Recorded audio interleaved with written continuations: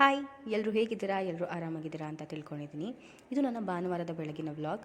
Sunday ಆಗಿದ್ದರೂ ಇವತ್ತು ಕೂಡ ಒಂದು ಬ್ಯುಸಿ ಡೇ ಅಂತ ಹೇಳ್ಬೋದು. ಹಾಗಾಗಿ ಬೆಳಗ್ಗಿನ ಬ್ರೇಕ್ಫಾಸ್ಟ್ ಮಾತ್ರ ರೆಡಿ ಮಾಡ್ಕೋತಾ ಇದ್ವಿ.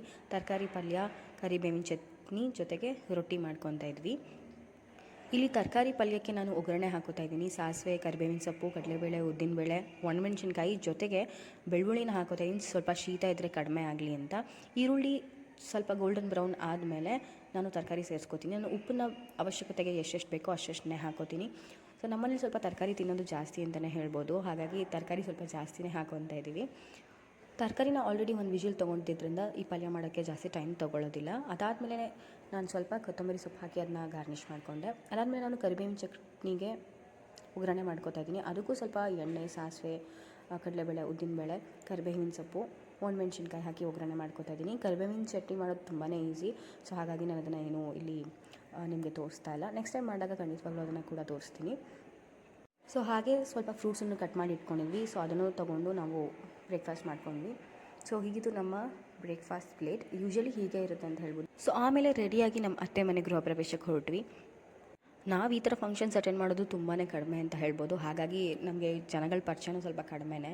ಸೊ ನಮ್ಮ ರಿಲೇಟಿವ್ಸ್ಗಳನ್ನು ಯಾರು ಅಂತಾರೆ ನಮಗೆ ಕೆಲವು ಸತಿ ಗೊತ್ತಿರೋದಿಲ್ಲ. ಹೆಸರು ನೆನಪಿರುತ್ತಾ ಇಲ್ವಾ ಅಂತ ಅವ್ರಿಗೆ ಡೌಟ್ ಇರುತ್ತೆ. ಹಾಗಾಗಿ ಒಂದಷ್ಟು ರೇಗಿಸ್ತಾ ಇದ್ರು ನಮ್ಮನ್ನು ನಮ್ಮ ರಿಲೇಟಿವ್ಸ್ ಎಲ್ಲರೂ.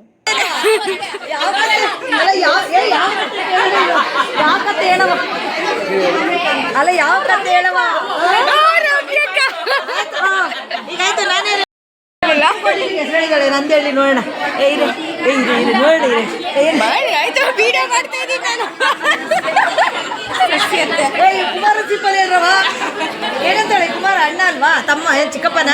ಸುಂದರಮ್ಮ ಅಂತ ನಮ್ಮ ಅತ್ತೆ, ಇವ್ರದೇ ಮನೆ ಗೃಹ ಪ್ರವೇಶ ಇದ್ದಿದ್ದು. ನಮ್ಮಲ್ಲಿ ಏನೇ ಫಂಕ್ಷನ್ ಅಂತ ಅಂದರೂ ಇವ್ರಿಗೆ ಮನೆಯವ್ರು ಎಲ್ಲರೂ ಬರ್ತಾರೆ. ಹಾಗಾಗಿ ನಾವು ಕೂಡ ಹೋಗಿದ್ವಿ. Mister Srinivas, new generation Srinivas. ಯಾಕೆ ಚೆನ್ನಾಗಿರುತ್ತೆ ಚೆನ್ನಾಗಿರಲ್ಲ ಅಂತನಾ? ಇವ್ನು ನೆಕ್ಸ್ಟ್ ಜನರೇಷನ್ ಶ್ರೀನಿವಾಸ್.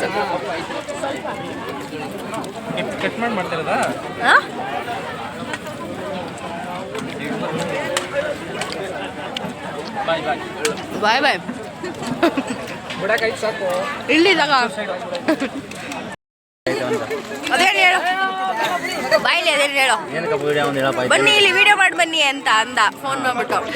ಹೇಳು, ನೀನು ಇಂಟ್ರೊಡ್ಯೂಸ್ ಮಾಡ್ಕೊಂಡು ನೀನೇ ಇರ್ಲಿ ಮಾಡ ಇರ್ಲಿ.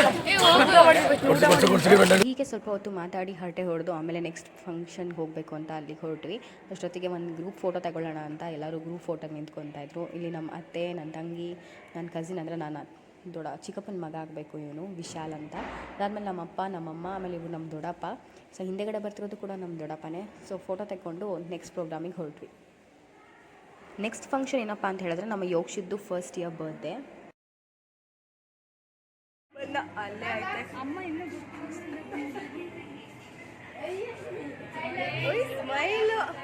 ಸೊ ಅದೊಂದು ಚಿಕ್ಕ ಪ್ರೈವೇಟ್ ಫಂಕ್ಷನ್ ಆರ್ಗನೈಸ್ ಮಾಡಿದ್ರು. ಯಾಕಂದರೆ ನೆಕ್ಸ್ಟ್ ಮಂತು ಅವ್ನ ಬರ್ಡೇ ಫಂಕ್ಷನ್ನ ಸ್ವಲ್ಪ ಗ್ರ್ಯಾಂಡಾಗೆ ಮಾಡಬೇಕಂತ ಡಿಸೈಡ್ ಆಗಿತ್ತು. ಇವಾಗ ಕಾರ್ತಿಕ್ ಮಾಸ ಆಗಿರೋದ್ರಿಂದ ನಾನ್ ವೆಜ್ಜನ್ನು ಯಾರೂ ಜಾಸ್ತಿ ತಿನ್ನೋದಿಲ್ಲ. ಹಾಗಾಗಿ ಈ ಸತಿ ಸ್ವಲ್ಪ ಸಿಂಪಲ್ಲಾಗಿ ಮಾಡಿ ನೆಕ್ಸ್ಟ್ ಮಂತ್ ಗ್ರ್ಯಾಂಡಾಗಿ ಮಾಡೋಣ ಅಂತ ಡಿಸೈಡ್ ಆಗಿತ್ತು. ಸೊ ಆ ಫಂಕ್ಷನಿಗೆ ಬಂದ್ವಿ. ಇಟ್ ವಾಸ್ ಮೆಮೊರೇಬಲ್ ಇವೆಂಟ್ ಅಂತ ಹೇಳ್ಬೋದು. Yokshith was like so cute. ಅವನೊಂಥರ ಎಂಜಾಯ್ ಮಾಡ್ತಾ ಇದ್ದ. ಯೂಶ್ವಲಿ ಮಕ್ಕಳು ಅಳ್ತಿರ್ತಾರೆ ಫಂಕ್ಷನ್ಸ್ಗಳಲ್ಲಿ, ಇವನು ಅಲ್ಲೂ ಹತ್ತಿಲ್ಲ.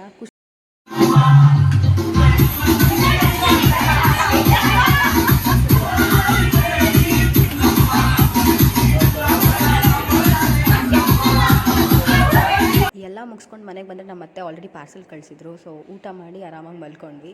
So this was my day. Thank you for watching.